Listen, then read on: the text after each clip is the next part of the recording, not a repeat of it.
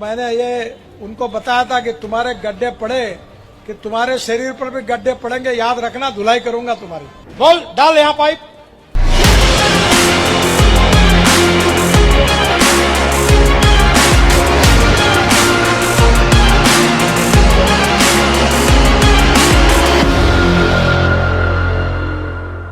नमस्कार, मैं हूं ब्रजेंद्र मिश्रा। आप देख रहे हैं न्यूज ट्रैप ऑनलाइन।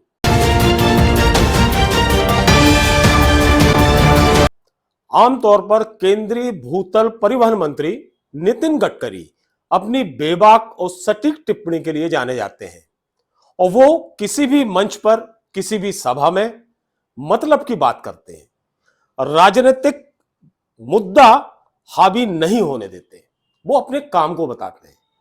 जरा सोचिए, अगर गडकरी को गुस्सा आ जाए, वो भी मंच पर, तो क्या होगा? निश्चित है कि कोई बड़ी बात होगी। तब गडकरी जी नाराज हुए। बिल्कुल ऐसा ही हुआ एक सभा में। नागपुर की एक सभा में गडकरी जी एकदम से नाराज हो गए, भड़क उठे, मंच पर गुस्सा हो गए और गुस्से की वजह थी ठेकेदार। नितिन गडकरी जी ने बिल्कुल स्पष्ट कहा कि जो कारपोरेशन के ठेकेदार होते हैं ये बहुत बदमाश होते हैं। बिल्कुल सटीक टिप्पणी थी। उन्होंने यह भी कहा कि जो सड़क हम बना रहे हैं उसमें ठेकेदारों को हमने सीधी सीधी चेतावनी दी है कि यदि निर्धारित अवधि से पहले उस पर एक भी गड्ढे पड़े तो ठेकेदारों के शरीर पर गड्ढे पड़ जाएंगे। यह बहुत गंभीर और आक्रामक रुख नितिन गडकरी जी का था।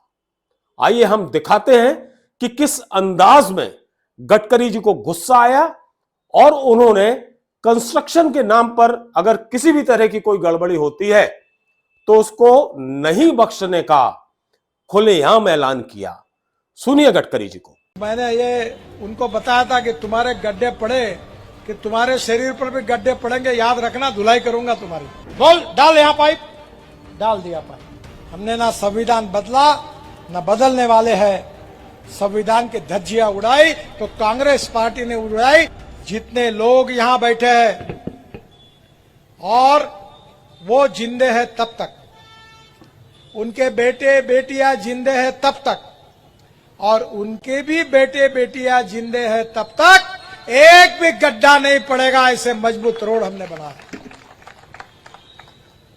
मैंने तो ठेकेदारों को कहा, ये कारपोरेशन के ठेकेदार बहुत बदमाश होते हैं। तो मैंने ये उनको बताया था कि तुम्हारे गड्ढे पड़े कि तुम्हारे शरीर पर भी गड्ढे पड़ेंगे, याद रखना, धुलाई करूंगा तुम्हारी। डर के कारण सब रोड की क्वालिटी अच्छी है और आज पूरे सीमेंट कंक्रीट के रोड बने हैं। हमारी ड्रेनेज सिस्टम में पहले कंसल्टेंट और आर्किटेक्ट कोई थे तो नगर सेवक थे। बोल, डाल यहां पाइप। डाल दिया पाइप। अरे कहां जा रहा है, फ्लो है कि नहीं, ग्रेडियंट की नहीं है। पूरे नगर सेवक ये बैठे हुए नगर सेवक ऐसे नहीं है,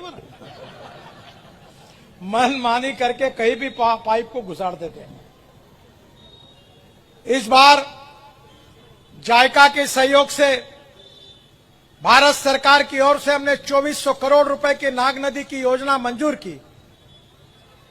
पूर्व नागपुर, मध्य नागपुर, पश्चिम नागपुर, दक्षिण नागपुर का कुछ भाग और सब जगह पर अब ड्रेनेज सिस्टम नहीं लाने का काम हमने किया है।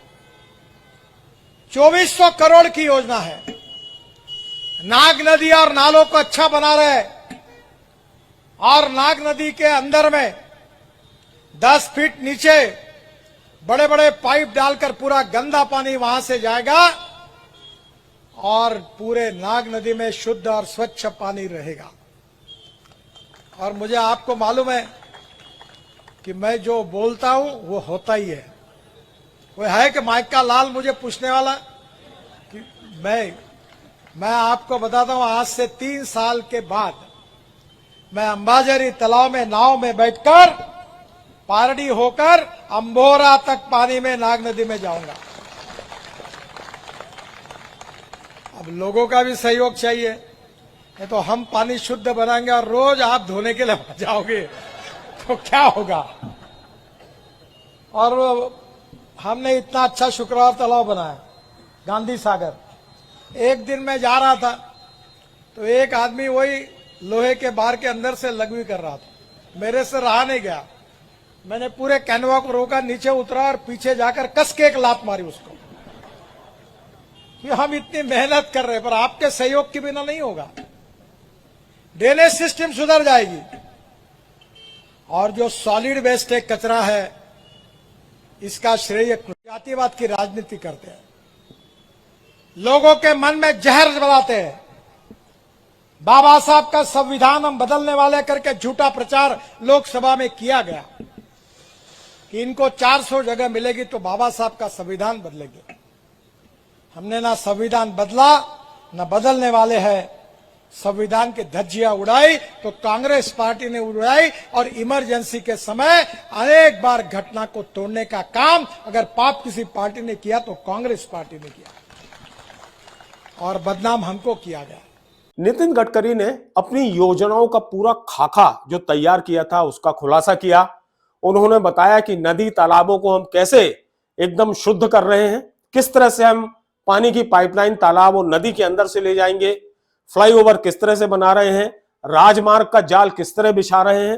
तमाम उन्होंने अपनी योजनाओं का खुलासा किया और दो टूक कहा कि हम इसमें क्वालिटी में कंप्रोमाइज नहीं होने देंगे और ठेकेदारों को आखिरी तक चेतावनी दी कि जो भी वो काम करें निर्धारित अवधि में करें, पूरी गुणवत्ता के साथ करें, क्वालिटी से कोई कंप्रोमाइज उन्हें बर्दाश्त नहीं होगा।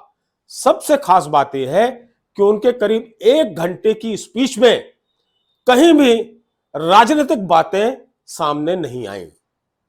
पार्टी में क्या चल रहा है, क्या उठापटक हो रही है, कौन सा नेता क्या बोल रहा है, इससे उनको कोई सरोकार नहीं। बस उन्होंने ये ताकीद जरूर किया कि जो विपक्ष ने झूठा प्रचार किया था कि भारतीय जनता पार्टी की सरकार बनेगी तो संविधान बदल जाएगा, इस झूठ को उन्होंने सिरे से नकारते हुए ये कहा कि विपक्ष का ये स्टंट ठीक नहीं था। ना भारतीय जनता पार्टी की सरकार ने कभी संविधान बदलने के बारे में सोचा है और ना ही पार्टी कभी संविधान बदलेगी। कुल मिलाकर गडकरी जी का फोकस अपने काम की ओर था और जैसा कि उनकी हैबिट में है वो अपने काम को ही गिनाते हैं, काम को ही बताते हैं और उसी काम के एवज में वोट पाते हैं।